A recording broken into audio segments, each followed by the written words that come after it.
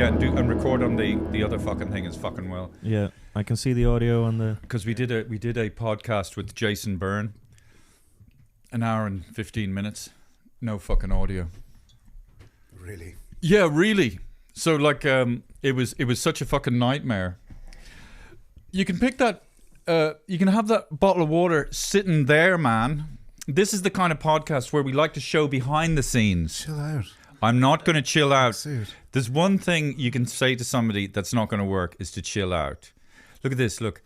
Calm down, Johnny. I'm letting you know that I'm recognizing your mood. Okay, Johnny. It's a reaction. It's not actually a request. Okay.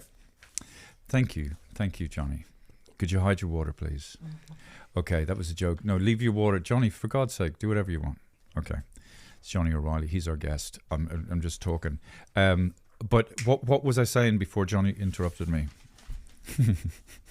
What were we talking about, Jack? Just asking about the audio and. Oh yeah, we did the fucking podcast with Jason Byrne. Can you imagine that? An hour and 15 fucking minutes. And he said he'd do another podcast, but I just sent him a message, and I think he's rightfully fucking annoyed.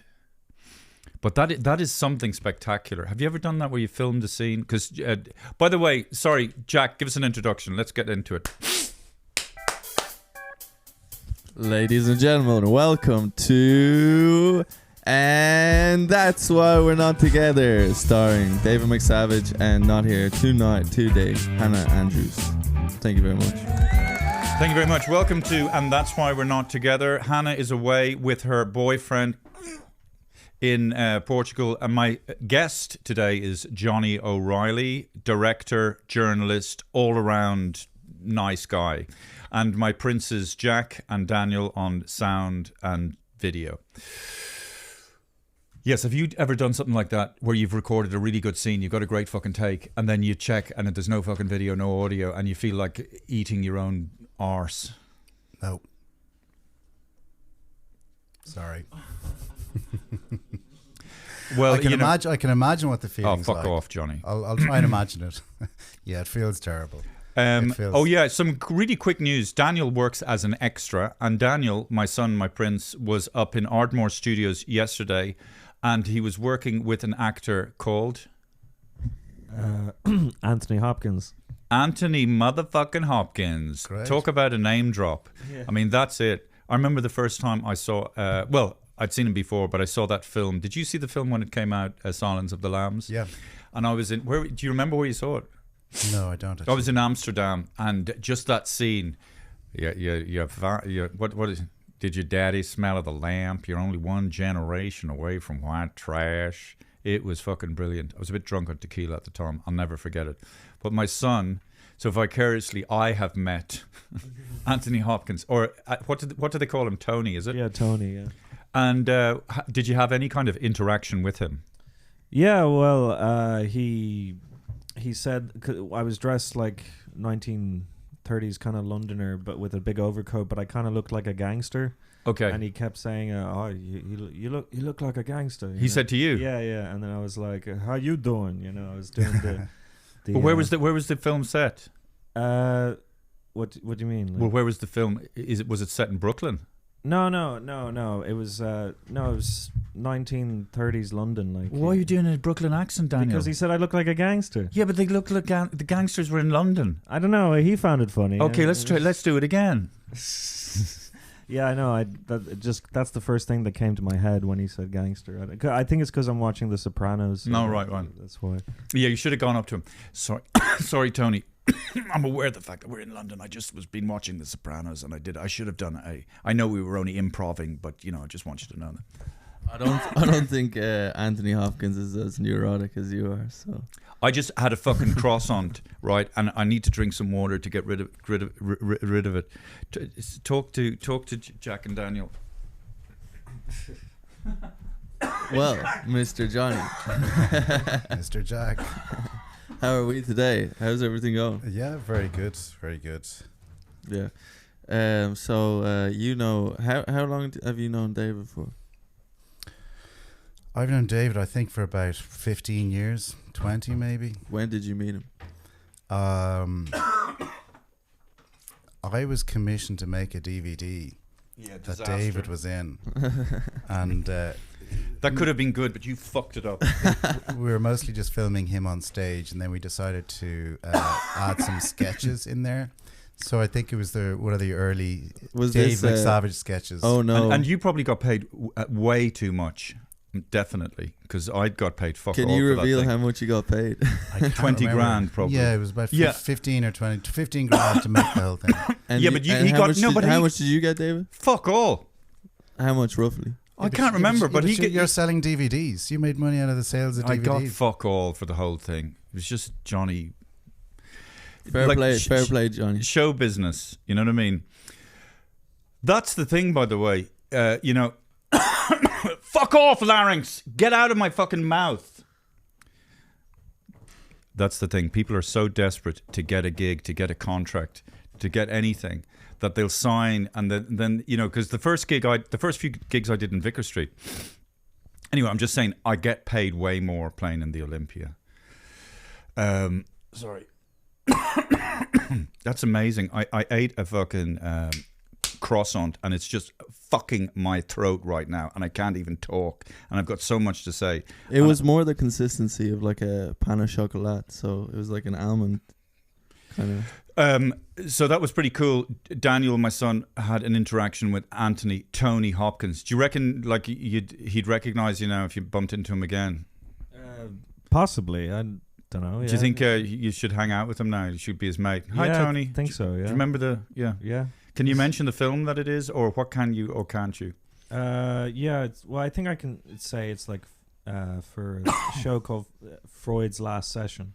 Is it a TV series or a film? I think it's a TV show. Yeah. Excuse me. Sorry about that. I'm gonna have to edit that fucking shit out. So, Johnny, you live in Kiev at the moment, and you have been putting together a documentary about Kherson, which was invaded by the Russians and then fucking liberated by the Ukrainians. Is it still liberated? Yeah, it's still liberated, but you were Russians control territory that's 1 mile away from the city. Fucking hell. So you were there on the second day of its liberation? Yeah. Fucking hell, man. Jesus Christ. So me and Johnny, I went over to Johnny and we did this, in inverted commas, comedy tour.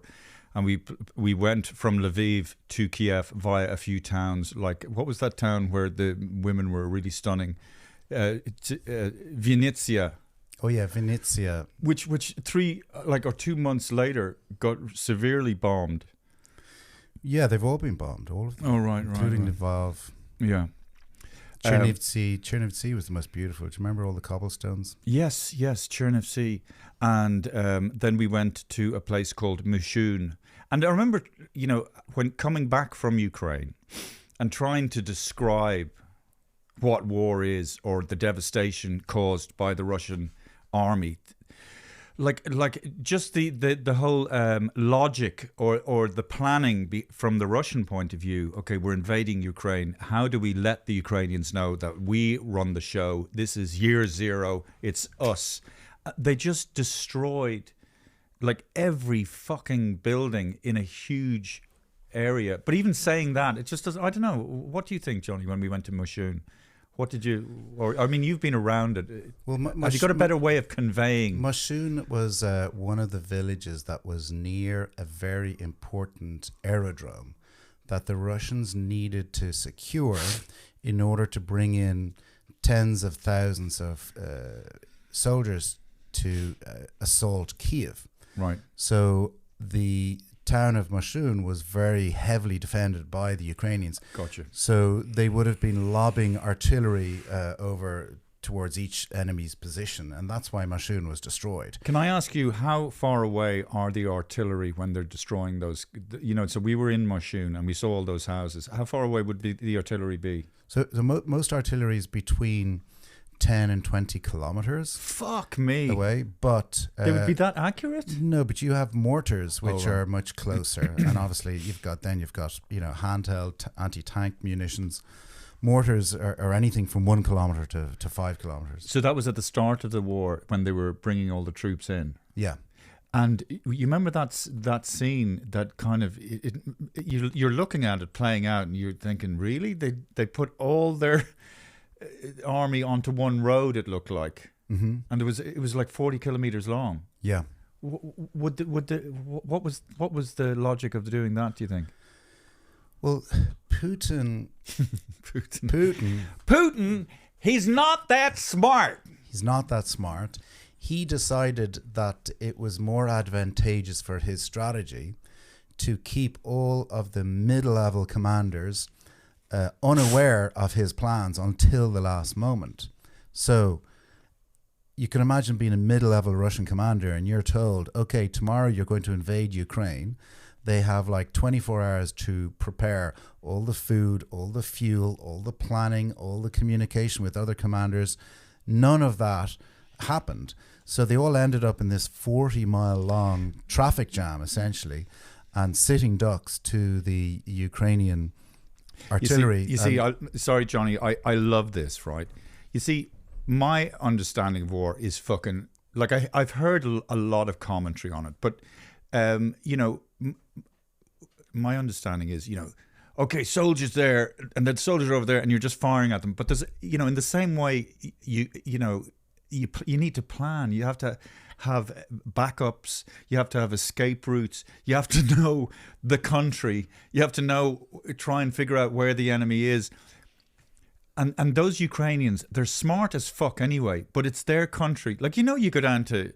You go down to fucking Cavan or something, and he knows his fucking the roads inside out, the back of his hand. So it would be the same, I assume, with these Ukrainians. They'd know their country inside out. But sorry, basically, there's so much planning that needs to go into these things. So he gave them no time to plan. Yeah, and one of the drawbacks of an authoritarian system is that, especially when you've been in power for so long, is you surround yourself by people who demonstrate loyalty above everything else. So by demonstrating loyalty, all of these, generals tell him what he wants to hear rather than tell him the real truth. And that's the way to get forward in an authoritarian system. So he was badly informed about the plan that he had, the chances of its success. He expected it to be successful within 3 Johnny, days.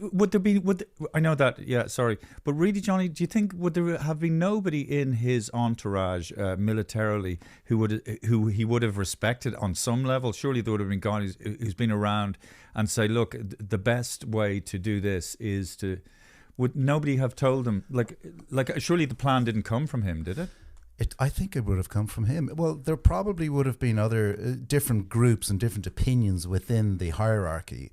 But given that it's such an emotional thing for Putin, he's such a vindictive man, that people would have been frightened to tell him to his face, your plan is going to fail. I don't think anyone would have said that to him. And so it's interesting. Now, irrespective, we're just holding up a mirror to certain events. One of them was that people completely seemed to overestimate the Red Army, or do they call it the Red Army? And people completely underestimated Ukrainian resolve and resistance. Yeah, that's exactly. Can we just get into this straight away? Do you know what the arguments are against prolonging the war, or the fact that Russia isn't really as culpable or responsible as people are making out? Do you know what the arguments are, that are more pro-Russian? Yeah, I'm aware of some of them, and I think... Can I actually... let's just get straight... there's this guy, Mick Wallace. Do you know him, Mick Wallace? Sure, yeah. What party is he with? Is it People Before Profit, or one of the left-wing parties? And so I was just looking up, so this guy... Okay, I'm just going to play this, Johnny. When Zelensky pushed for the special tribunal last December, he said that... So he's talking about Zelensky pushing for the special tribunal, okay? When Zelensky pushed for the special tribunal last December, he said that without justice, there can be no peace. The reality is that war is the greatest injustice suffered on this earth, and too many are working hard to prolong this one. Zelensky should be at the negotiating table, but instead tours the world selling his forever war, as Ukraine is destroyed and conscripted Ukrainians are killed by the tens of thousands. In the past 25 years, the imperialist powers have perpetrated wars of aggression against Yugoslavia, Afghanistan, Iraq, Syria and Yemen. They've killed millions of people and displaced millions more, dropped toxic munitions and committed countless war crimes. NATO members have never faced justice for these crimes. Of course, Russia should also be held to account for any crimes it commits, but the list is long. If we actually care about justice, we must stop the antagonism and hypocrisy and get down to the real work of peacemaking. Well, look, first of all, I mean, to some level, I kind of object almost to airing those views because they're so full of holes that, you know, it's like where to start. I mean, he is a propagandist for the Kremlin. You know, he's basically repeating the same views that the Kremlin are trumpeting. So obviously, you know, he is an elected official, so you have to contend with him on a certain level. But like, we could start with the first thing he said, right, which was Zelensky's forever war. So in you know, terming it as Zelensky's war. So he wants to continue the war. His contention is that he describes US and NATO as kind of one. But there's 100 problems with what he says. I'm starting with the first one. Let's just start. Okay, let's just go through, you know, the first thing that he said. Zelensky's war. Why do you say Zelensky? When did you say Zelensky? Are you Okay, trying it to? doesn't You're matter. trying to impress. I mean, I live in the country, and that's how people use the word. Okay, well, you're trying to impress women. I know what you're at. Zelensky, okay? No, call him, yeah. Yeah, okay. Zelensky. Zelensky. Okay, sorry, go on. Zelensky, it's not his war. He did not start the war, okay? So there's a problem with the first thing he said. So with someone like him, you can't really argue with him because he's so dishonest. Every phrase that he comes out with is designed to bamboozle people, to confuse people, and it's not true. It's not true that this is Zelensky's war. He did not start the war. Okay, so that's the first thing. What's the second thing he said? The second thing is that he's trying to get support and he doesn't want the war to end and he should be sitting at the negotiating table. I guarantee you, he and all Ukrainians want the war to end, you know, more than anybody. He's making the assumption, Wallace is, that the war is unwinnable, right?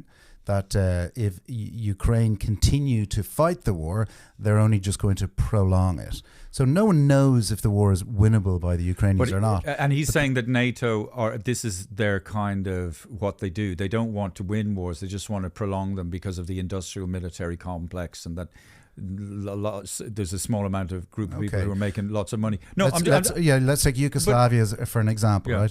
NATO's intervention in Yugoslavia prevented genocide on Kosovo people. It ended the war.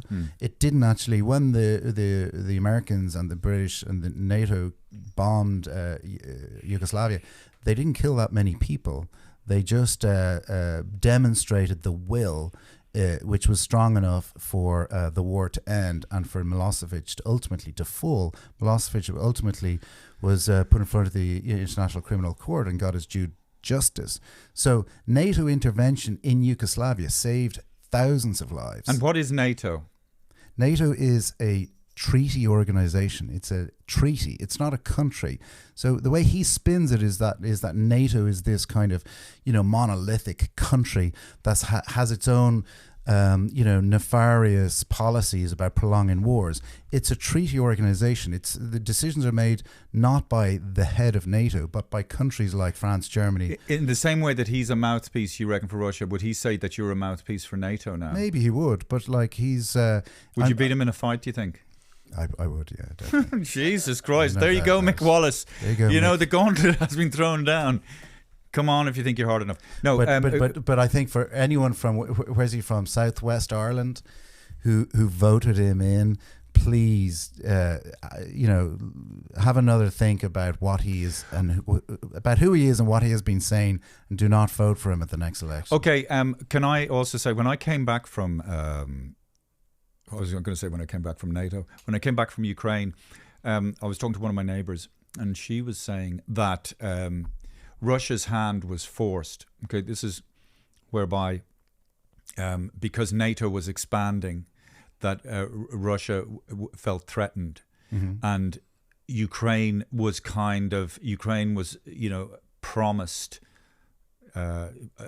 membership in NATO, and so started wanting its own independence. It is independent, and therefore this flaunting, sort of provoked Russia into, well, we have to. So that, behind the Ukrainian war, it's really the Americans pushing it. What would you say about that? What I would say, that it threatens Russian sovereignty. Look, different countries feel different levels of threat from their neighbours who perhaps historically they've had conflict with. The question is, who moves first? Who is the aggressor? In the case of NATO versus Russia over the last 20 years, what you have seen is the three Baltic states, once they became independent from the Soviet Union, which they claim was a colonialist entity which absorbed them after the Second World War, they got their freedom from the Russia, at least from the Soviet Union, and the people in that country voted to become a member of NATO, to join a treaty alliance, which basically says that if they are attacked, the other NATO countries will protect them. So NATO is a defensive alliance in its core, right? All of its legal papers, mandates and all that, it's all about a defensive alliance. But of course, a defensive alliance has geopolitical power, in that it protects them from attack from Russia. They have not been attacked. They've been allowed to become strong, independent countries within the EU.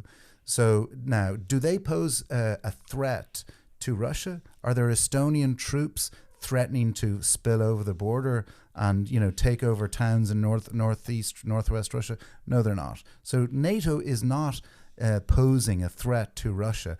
But sure, Russia uses whatever it can to propagandize and pick off people like Wallace, who is unscrupulous enough to actually go with that in order to maintain. Why would Mick Wallace want to take that line? What? Two reasons. One is that naturally he is probably one of those people who just always wants the countervailing opinion.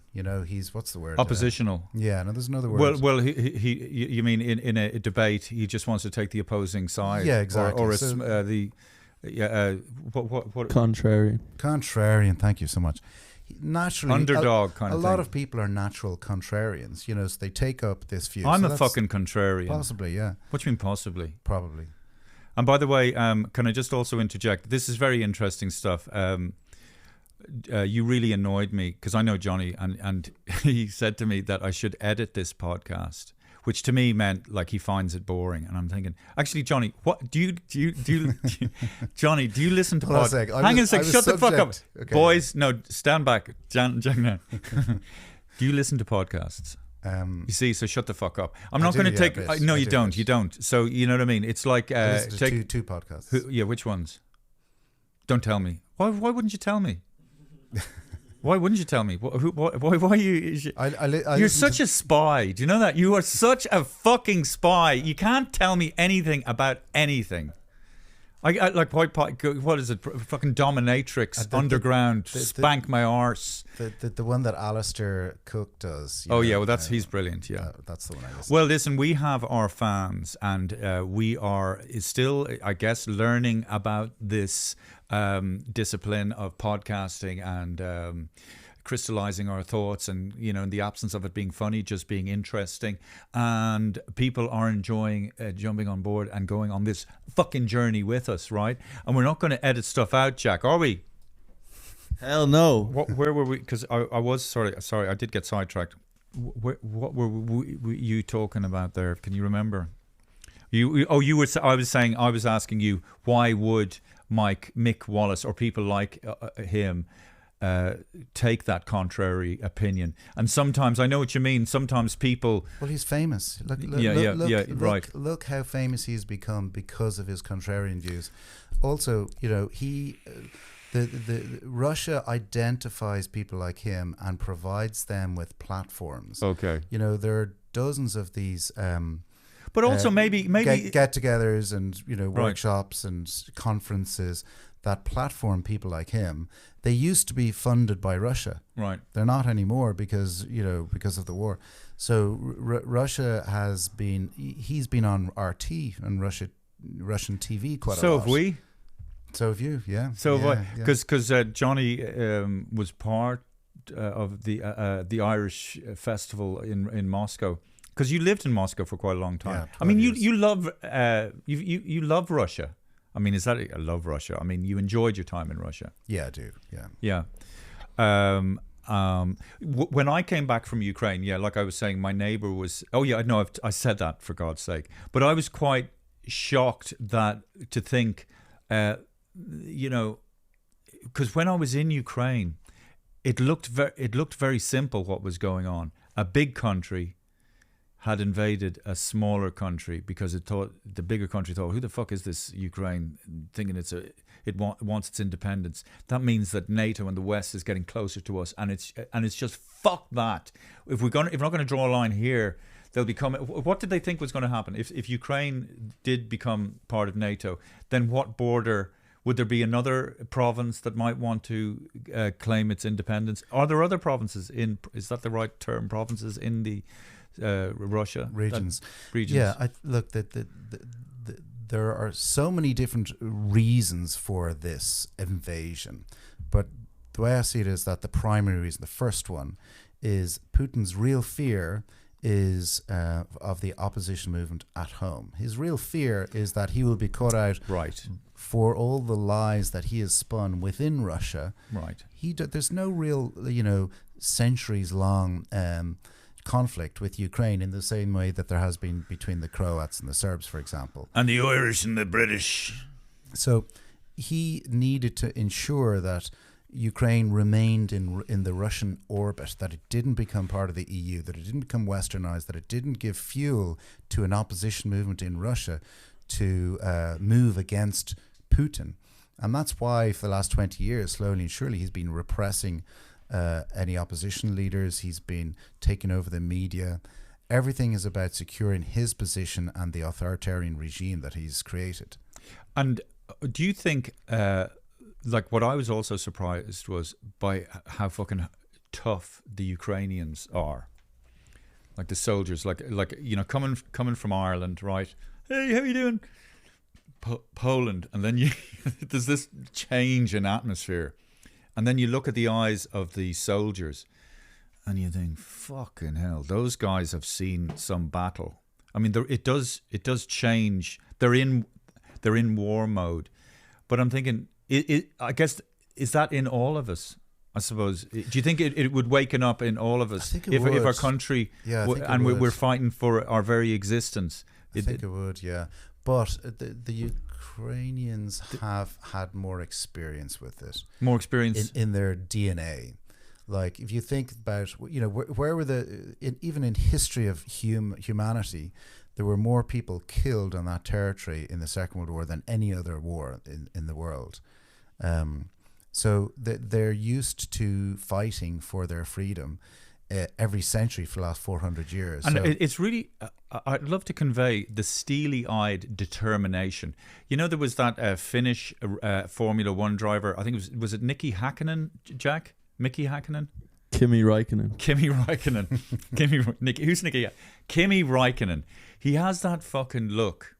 Like he's almost a cyborg. Like obviously he's a human being, but you look into his eyes and you go, fuck it hell. And that was the feeling I got. Like the soldiers immediately could sense if there was a threat or not. And thank God I'm older and look like the way I look, and they could see clearly this guy is not a threat. But you wouldn't want to come up against professional soldiers. What about the Wagner Group? What are these guys? because I had this idea that they're just a real messy kind of psychopathic group of people that are sort of marauding across Ukraine and committing all kinds of war crimes. But you were saying that the core of Wagner are professional soldiers. Yeah, no, Wagner are very highly trained soldiers, very experienced. A lot of them have been fighting in Central Africa, in Syria, and they're well paid, well equipped. There are 10,000 Wagner professional soldiers in Ukraine fighting at the moment, and there are 40,000 Wagner conscripts. Okay. So they have this kind of very 19th century way of fighting, where the 40,000 conscripts are basically used as cannon fodder. So in a can you explain to me what the fuck you're talking about? So we have a front, and then we have another front, and are you saying that okay, the Russians are over there, I mean the Ukrainians are over there, okay lads, what, move forward and draw their fire kind of move forward and draw their fire kind of thing? What's wrong with you? You're farting. What are you doing? Johnny, what? Sorry, am I annoying the shit out of you? You're annoying me, yeah. Am I? Why? Just because you moved? No, I don't know. You're just annoying me. What? Because I was giving you a hard time about the criticism thing. Well, with that and other things, yeah. What? Okay, well, let's talk about it. Go on. Okay, let's talk about it. Yeah. Go on. You seem fucking angry. You're like, literally the first thing I do is I ring him, not having seen him for a year, and it's just subjected to a tirade. No, because you're angrier than you normally are. So it's but anger, thank God, number one, is a sign that it's positive emotion. It's this is pretty tame, Johnny. Like I'm sure it is. No. I'll tell you what it was. You get much simmering. Worse. No, something simmering. It's something simmering. No, well, okay, Johnny. You can I mean, you were criticizing. No, I wasn't. You were being critical of the podcast, and I was thinking it's very embryonic, right? And we are starting this thing off, and it takes a long time for it to get on to get good. And I'm thinking, this fucking Johnny Riley give me all this, advice. You're overreacting. And then editing. You overreacted. And then I'm thinking, edit yourself, mate. But anyway, so I don't know. But Johnny, we know each other. We have to allow each other. Okay, so is that pissing you off because you feel I'm in a bit of a tizzy about that? Yeah, you're in a bit of a teasy about it, but it's okay. Well, then you tell me where you were coming from. Yeah, I said I enjoyed the podcast, and have you considered editing it? And then suddenly the tirade. It wasn't like, Dave, sit down there and let me tell you something about your podcast. It's not good enough. You need to edit it. It was not like that. You're putting it out there as if that was the way the conversation went. Well, I'll tell you what it is. Maybe I'm emotionally tied up in it, and which I am. Yeah. And it's almost like I'm having this lovely time with my two. I'm having this lovely. Cue the music, Jack. I'm having this lovely time with my. What music are you going to play? I don't play any music. I'm having this lovely time with my kids, and you were saying to cut it, to edit it. No, that's not really what. No, it just. No, actually, the question I had was, do you know how long viewers are watching it for? Like, do you have that data? Well, like if everyone watches, say, for 40 minutes and then they stop, maybe that's you get it down to 40 minutes or something. No, I hear you. But I'll tell you right now, like, to become a good comedian, some people might say I'm not a good comedian, but a large groups of people would disagree with you. So are you so selfish that you don't account for a large group of people who do think I'm funny? So, but it takes a long time to get to that point. And I think with this podcast, with this format, with this long form conversation, it takes a while to find out what we're doing, and so here's this. So you coming in at this point and saying things, and with respect, and I love you and everything, but you've had no fucking experience doing a podcast. I have a better countervailing. And you're coming. You're basically looking. What do they do when you look at an embryo? A CAT scan, not a fucking CAT scan. When a pregnant woman goes in and looks at a thing, what do they call that when you do the thing on a sound thing on a pregnant woman, Jack? Whatever. Oh, my son's so slow. But the point is, you're looking at an embryo in a pregnant woman, and you're saying, "Oh yeah, no, I do." You know, it has to. You have to give birth to it. Here's a good. You're here's you're a an good you're an countervailing abortionist. A good countervailing argument is, you don't want to edit it because you want to learn within the rhythm of the long form how to incrementally improve it. If you know you're going to edit it, you'll get sloppy. You see what I mean? Right. That's a good. Like he's Instead he of- wants to pretend like he's instead of going discovering fucking straight- Australia here. Yeah, Well, no, exactly no. that. Like, Yeah, I know. I know now that Well there's, put. there's no such thing as a Johnny- positive feedback. No, Johnny, no feedback. that's not true. constructive feedback. Johnny, Constructive Johnny, feedback. I am winning here. I don't know what the fuck. No, I know what you mean. Yeah. No, yes, there is. I know I'm being a fucking dick now. Shut up. Jack, what are you doing? What? Don't point this at me. What are you looking at? It's you versus Johnny.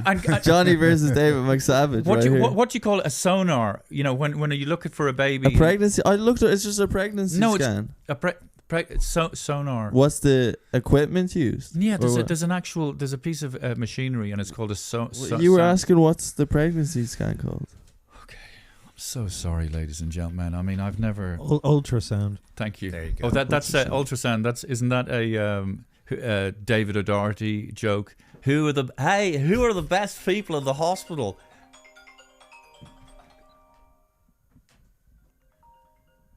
Whose phone is that? Whose phone is that? Aidan, I'm doing a podcast. Can I call you back? Yeah, no problem. Talk to you soon. Yeah, all right, buddy. Yeah. I'm so sorry. I'm going to turn off my phone. I just our cameras died. I think Which one? our one, the one pointing at us. Johnny, this is all good. It's fine. Yeah. Jeez, but the gear here, fucking hell! I didn't imagine it was like this. Did you not? No. We're so self-aware. Are you still rolling? Yeah. You didn't imagine. Well, imagine it. Yeah. Johnny reaches a point, and he's like, "Look," and he doesn't get angry. Johnny just is very calm. You notice that? That's all the spy training. You know? Keep it cool under interrogation. Oh yeah. I wonder how you would stand up under interrogation. Apparently, you're supposed to be just the grey man. Like, don't give anything away. So if it ever happens, just agree with them, but not too much. Okay, Johnny. Actually, sorry. Are you back on the thing? Yeah. You were telling me about a guy you knew in Kherson, was it? And he was captured Yeah. by the Russians Yeah. and tortured. Yeah. Well, then, Wh- do you know what? This is a character in my documentary who's 18 years old when he was captured and tortured. Now he's 19. Can I just say, like, I'm going to try and torture you now, okay? Okay, right, okay. There's Johnny, other ways you could torture me. Johnny, you could you would torture me. fold. You don't need to torture me physically. Johnny, you would torture me. fold. How would you? Sorry, I don't know why I'm laughing about this. I'm just imagining torturing Johnny. And I would fold. I think. How do you think? Do you think you'd last? Anyway, sorry. Come on, stop getting sidetracked. This guy Johnny. lasted. He was good. He, by the way, he's now in hospital because he was attacked he was injured in a drone attack only on Tuesday last week Fucking hell, where? in Kherson. So Johnny is doing a documentary about Kherson. Well, we were saying that, and so this particular guy was caught by the Russians. And I asked you, what kind of torture did they subject this young man to? Electrical. So He was electrocuted. is your back okay? Yeah, it's okay. What's wrong? What are you doing? I'm just shifting my weight so I can be more comfortable when I'm being tortured. You have a sore back No. from riding. From riding, young ones. You dirty, dirty man. Yeah. Hey, listen. Can I just ask you, when you say they're being tortured, and you just said electrical, what the fuck does that mean? You mean they put a thing on his thing? Yeah. Like, is it exclusively that? They tie him up. They put a connect him to an electrical node. Did he tell you this? Yeah. Yeah, go on. And they ask him questions. And then They're basically looking for the names of other people who are pro-Ukrainian. So they accused him of being a partisan, which he claimed to them he wasn't, even though he was. So he had already assassinated 3 Russians. He was part of a partisan group, a cell of partisans who were going around killing Russians in Ukraine, in Kherson. And one of the other guys who was picked up before him and electrocuted gave his name. So, I see. So that's the way they Fucking basically. And how old get is this intel. guy? He's now 19. Jack, do you know what I mean? Can you imagine the He's parents? a- Can you he's imagine a- the parents of He's this an kid? amazing character. His grandparents are also subjects in the documentary, and they were running the partisan operation in that part of the city. The grandparents. Yeah, the grandparents. So okay, what? How did that guy get out? How did he manage to get his freedom? So it turned out he was a very good actor. He convinced them over a period of 3 days that he would help them if he was released. He told me, by the way, that out of the 20 people who were in the prison, only 6 of them survived. So 14 were killed, tortured to death. 6 of them Tortured survived. to death by this Yeah. electricity thing, Yeah, or just killed. like just shot in the head or something. Probably, yeah.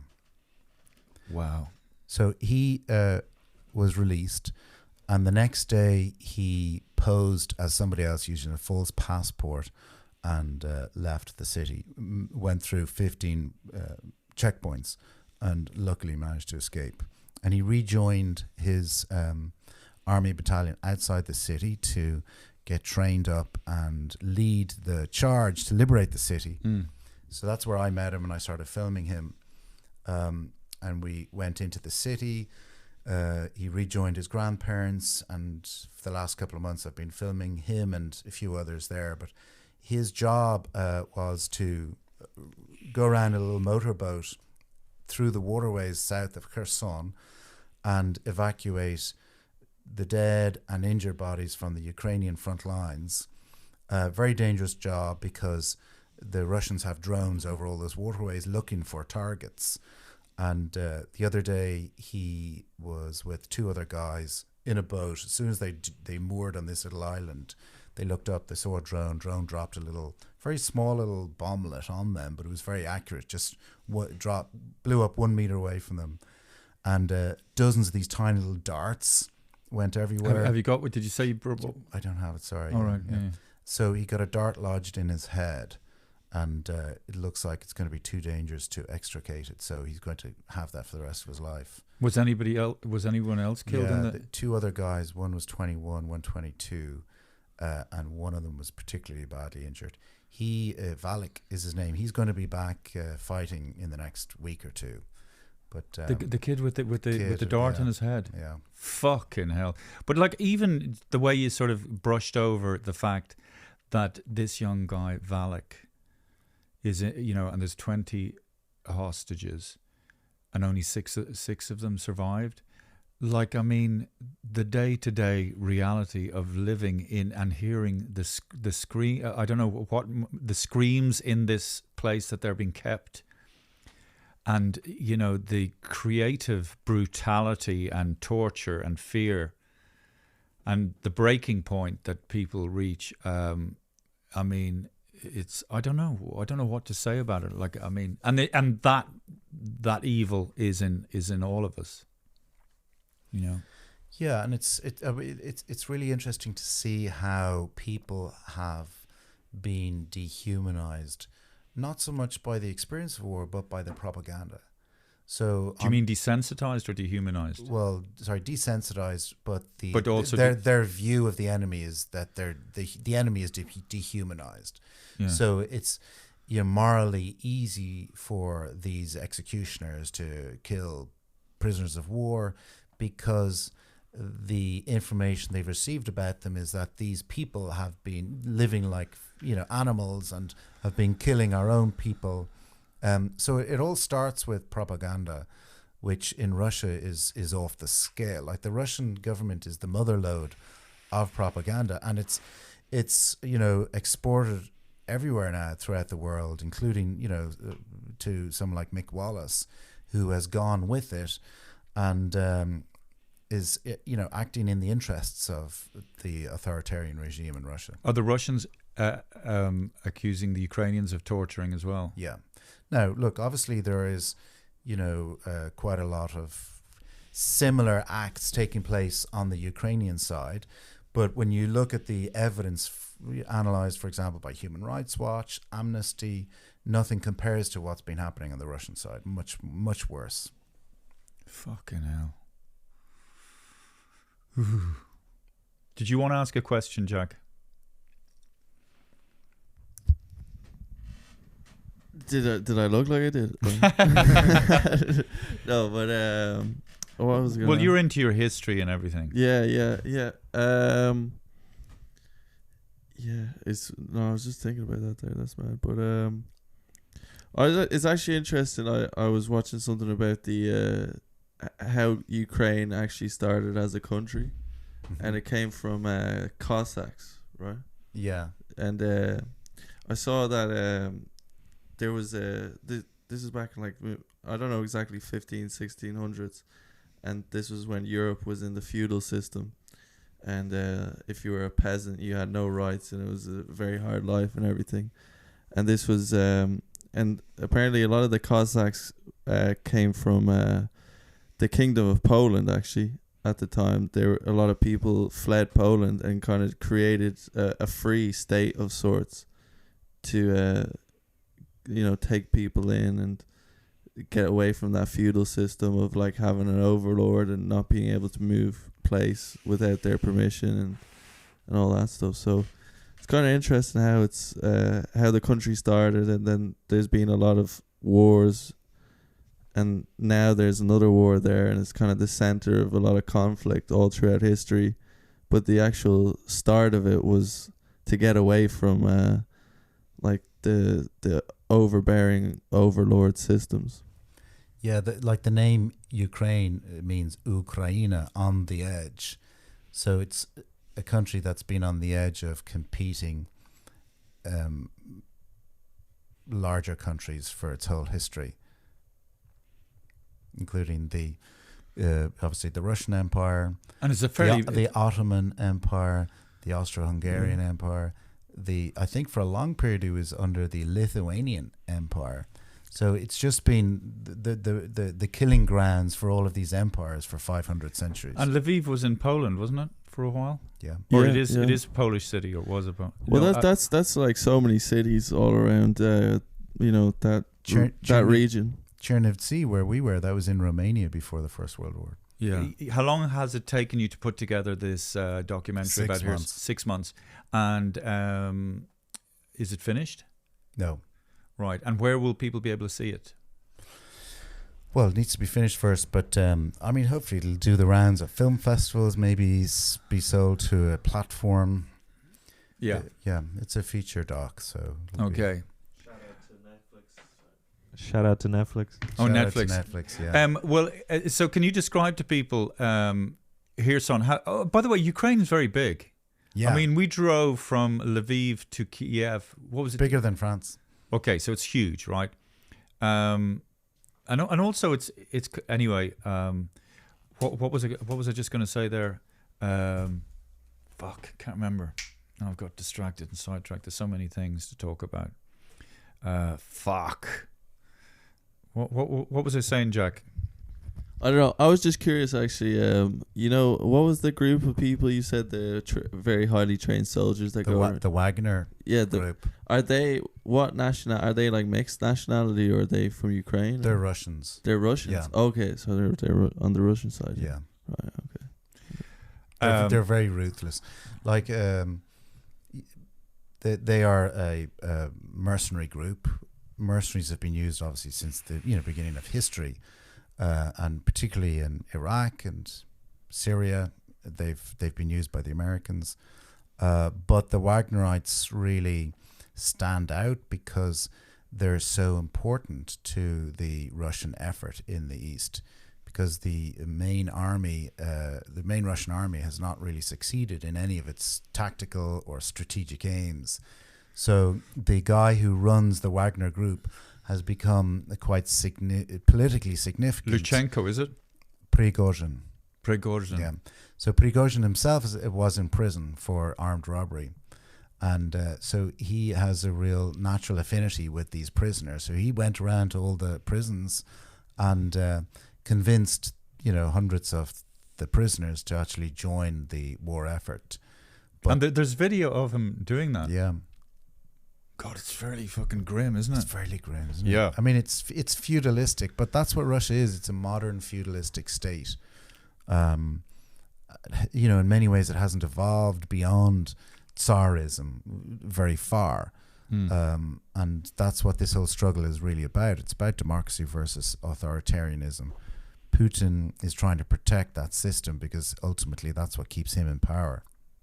How long do you see an end to the war? What do people on the ground think in Ukraine? I think the next few months will be key because Ukraine has a chance of pushing Russia back now that so many of its soldiers have been trained in NATO countries, and already and in the next few weeks and months, you're going to see a big push by the Ukrainian army in the east and the south of the country.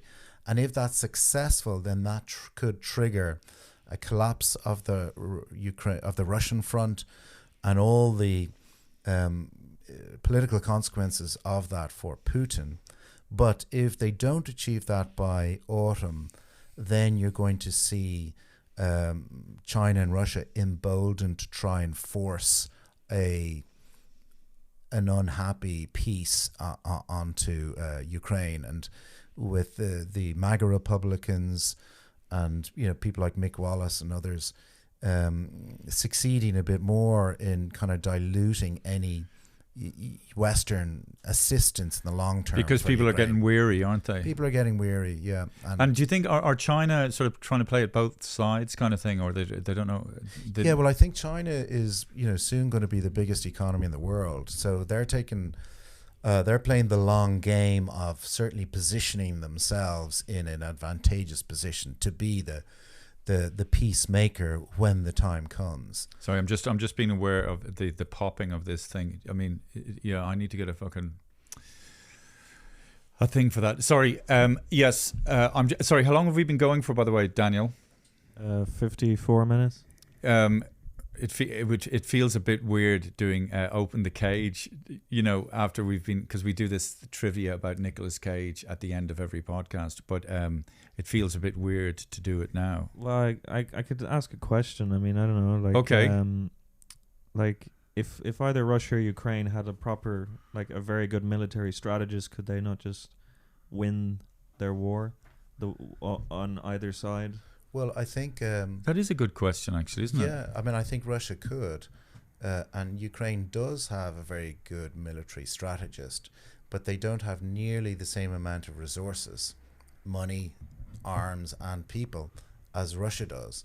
So that's the weird thing, Johnny. The amount of resources that Russia has, and weirdly that we're indirectly supporting and paying for, isn't it? Yeah, but Russia has an authoritarian system and an authoritarian army. So a lot of the decision making down the line of command is hierarchical. It's not decentralized. So you have a lot of political requirements by Putin and his team to have progress at all costs. So even if the commander knows that this is going to be a suicide mission, he is told by the Kremlin that you have to send all these guys across the line now. So that's part of the reason why Russia is doing so badly, because they don't have a decentralized command structure within the army, which Ukraine has, partly because they've been trained up by NATO over the last 10 years. Are Russian people being affected by? But they're just used to that anyway, are they not? Well, they're being protected from the consequences of the war. Do you mean financially? Yeah, financially, yeah. So, but also Russia has switched its economy, and for the amount of trade that they've lost with the EU, they've regained that through increased trade with India and China. Right. So China and India are getting a great deal out of this because they're getting reduced prices for commodities. They're getting much more favorable terms on all trade with Russia. And the trade surplus obviously is, collapsed with the EU. But, and it's, I was speaking to a Russian friend there the other day who said that they've got everything in the shops. So the sanctions regime hasn't really been effective in the short or medium term. But, they claim that it will have a long-term effect, but who knows? We don't know yet. So that extraordinary time, you said you were in Kherson 2 days after liberation. Mm-hmm. So, and how long was Kherson under Russian control? From the 1st of March till the 11th of November last year. And what had you heard in terms of how the Russians were, running the place? I mean, was there a curfew at night, and like how did people live? Yeah, there was a curfew at night, and they were kind of, at first they were in police and army vehicles, quite visible everywhere. The Russians were. But by the summertime, they had already kind of infiltrated many of the businesses, the city administrations. They've identified collaborants who started working for them. And then they went a bit more incognito because they were still under attack by the partisans. Okay. And also there's some really interesting completely smashed up buildings. Like you've seen the buildings in Moshun, for example, those small little kind of one-story dachas, right? In Kherson, I saw some buildings that were more smashed up than anything I've seen in Moshun or anywhere else because they were attacked by HIMARS. So HIMARS is a really important piece of weaponry that the Ukrainians have, the Russians don't have. It's basically a missile that is accurate to the meter. So, and how far away can you shoot it from? Now you can shoot up to about 70 kilometers. Yeah. Sorry. So you've got a missile that you can shoot from 70 kilometers away, and that's accurate to the meter. Yeah. Okay. So what was happening? How much would one of those cost, by the way? I think they're about $110,000 each for each missile. Fucking hell. Yeah. But can you imagine just being able to? Sorry, I mean, God forgive me, but can you imagine having a HIMARS missile? Who would you go for? No, I just go. So within 70 RTE. RTE's only 10 kilometers away. Well, say Johnny, where are you right now?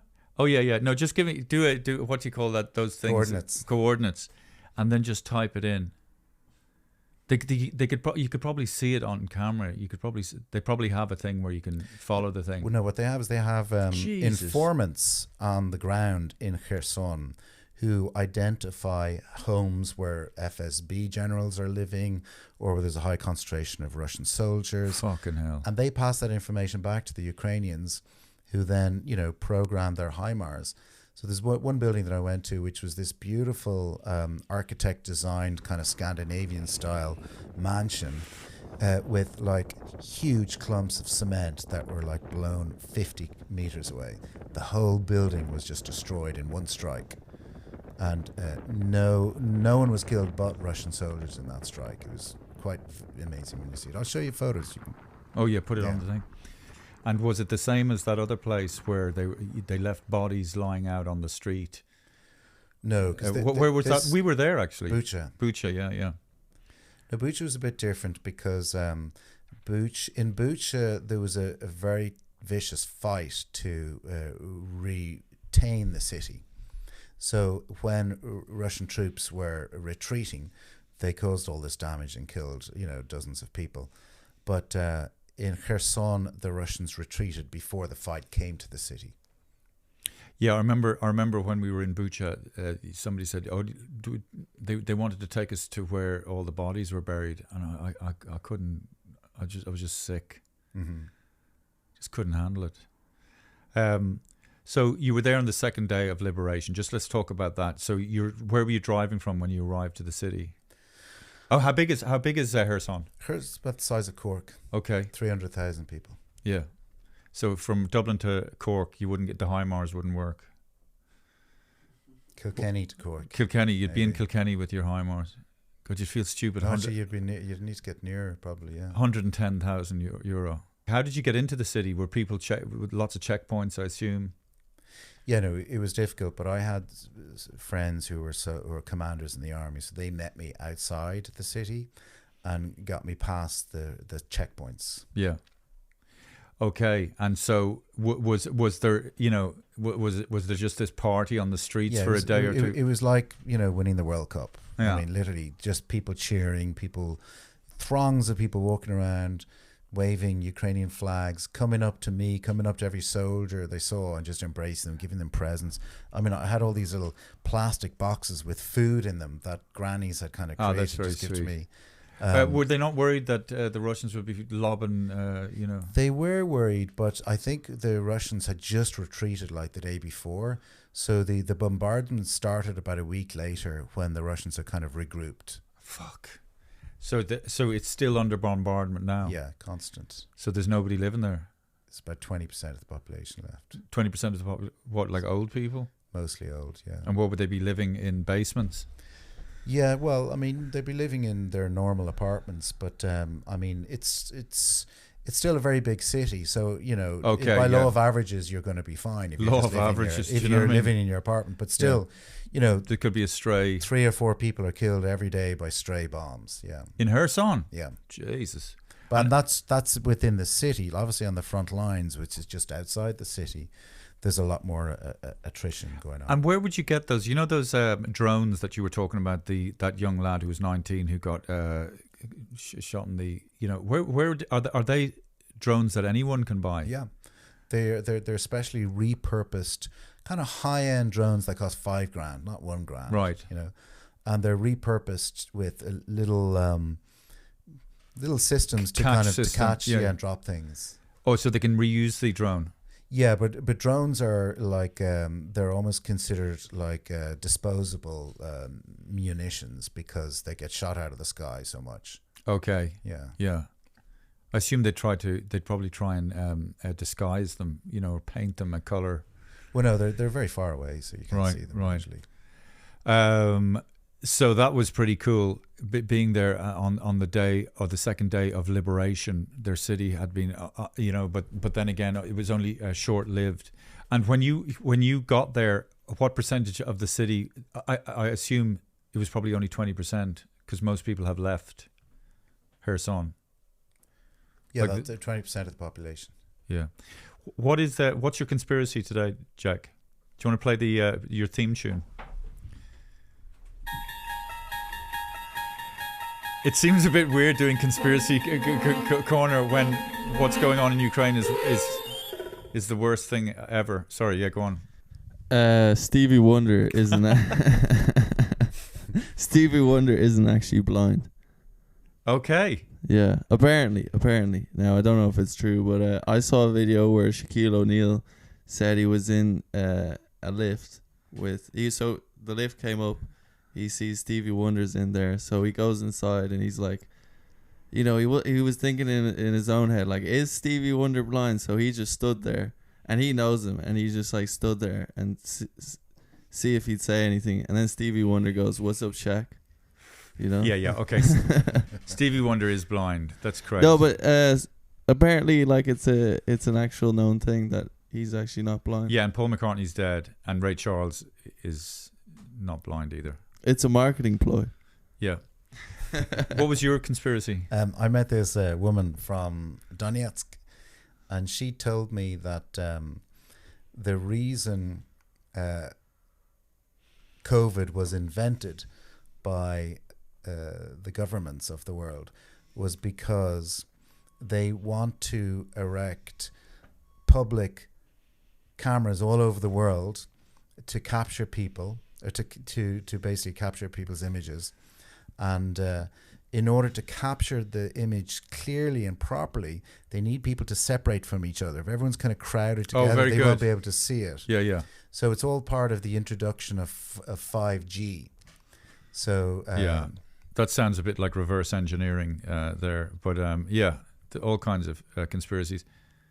But usually everything is hidden in plain sight. You know what? You know, like pharmaceutical companies, they're not hiding the fact that they're, you know, they're very profitable and wealthy, and you know, like what I always think to myself, if somebody is going to a massive amount of effort to do something like that, it's kind of like, well, fair play to you. Like, you know, I wouldn't be able, you know, I couldn't come up with an idea like that.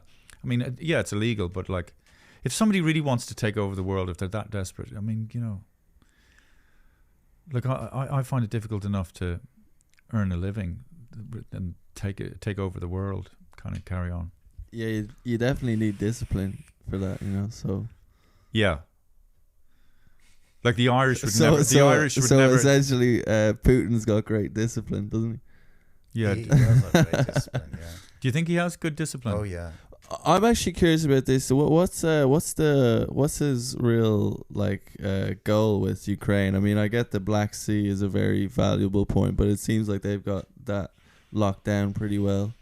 I think his real goal is to Or the Crimea, is isn't to it? prevent Ukraine becoming a Western-leaning country, to prevent it from becoming a democracy, to prevent it becoming a positive example of an alternative political system that people in Russia will look to as something they should emulate.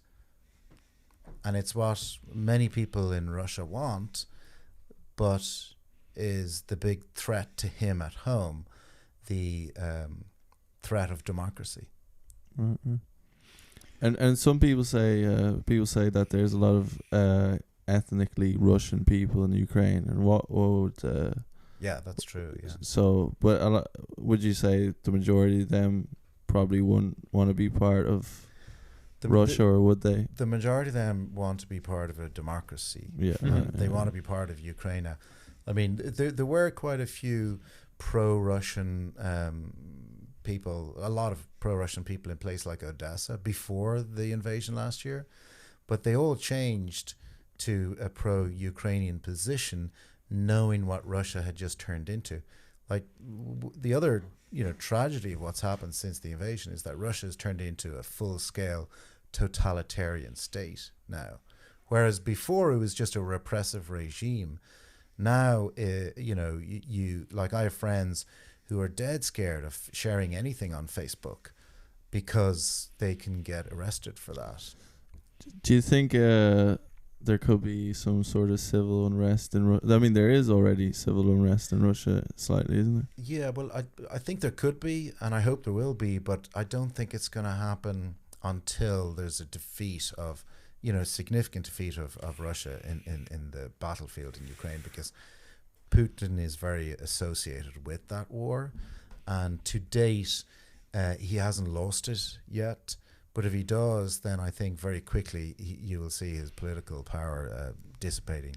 Do you think most Russians support the war, or do you think most don't? Or I think most support the war. Yeah. Really? Most Russians support the war? Well, I mean, support the war to what extent? I mean, you know, no one wants war. Yeah. But would support Putin, probably about 50% of the country does. So he still has a lot of popularity. Yeah. Yeah.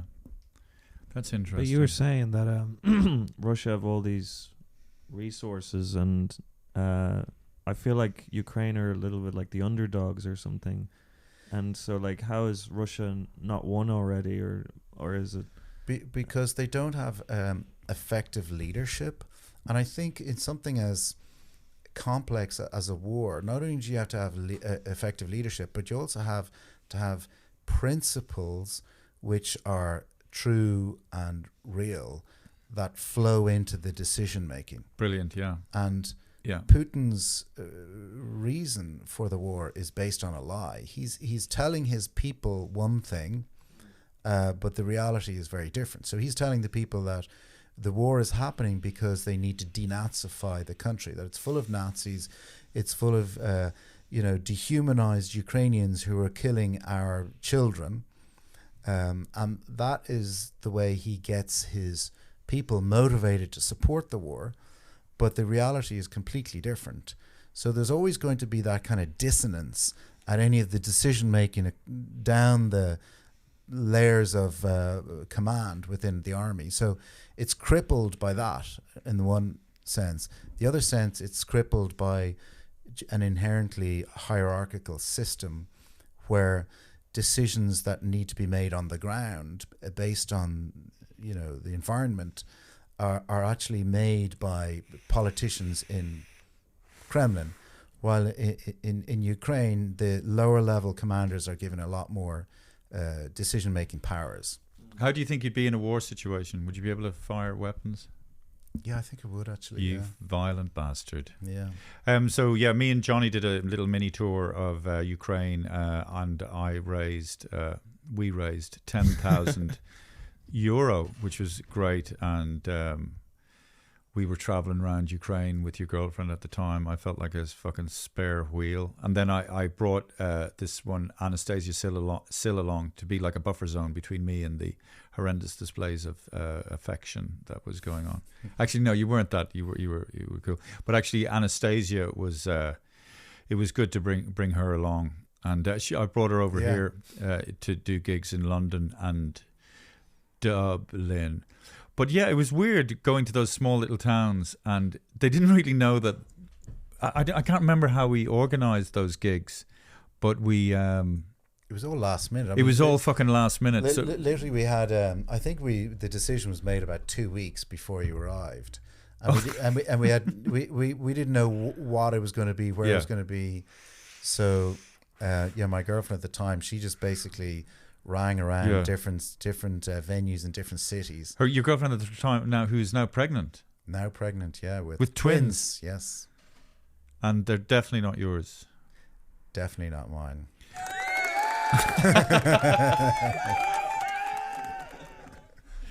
It was very last minute. Unless she gives birth now. she told me she's like 4 months pregnant. If it turns out she's 9 months pregnant, then yeah.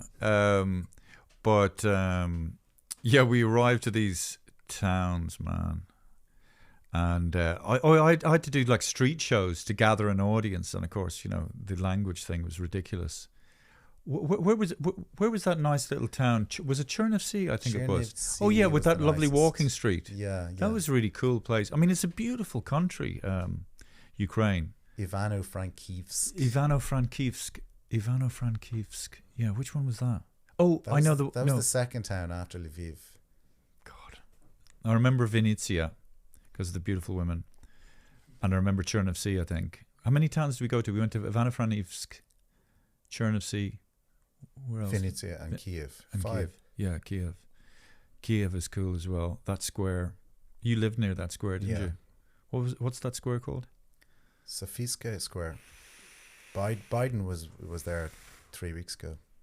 Well, listen, folks. I mean, I could ask loads of questions about Johnny, more about his experiences in Ukraine. So Johnny is a director. He directed a film called When Moscow Never Sleeps. If you get a chance, look at that. He's just finishing a documentary about Kherson. I literally cannot wait to see this documentary because it really is, although horrific, but also fascinating. But also, there's, even though war is terrible, there's something in the worst possible way brings people very close together, and you see the worst and best of humanity, I guess. Yeah, I mean, that's the amazing thing about being there, is to see how small communities become like families. Yeah. And the just the emotional bonds between them. Like, one of the reasons people refuse to leave frontline positions when they're under such severe threat is because they've become so close to their neighbors, and they don't want to let their neighbors down. Yeah. You know, they don't want to be the first to leave and abandon their neighbors to their fate. And that bond is really something special to see. So I can't wait to see that documentary.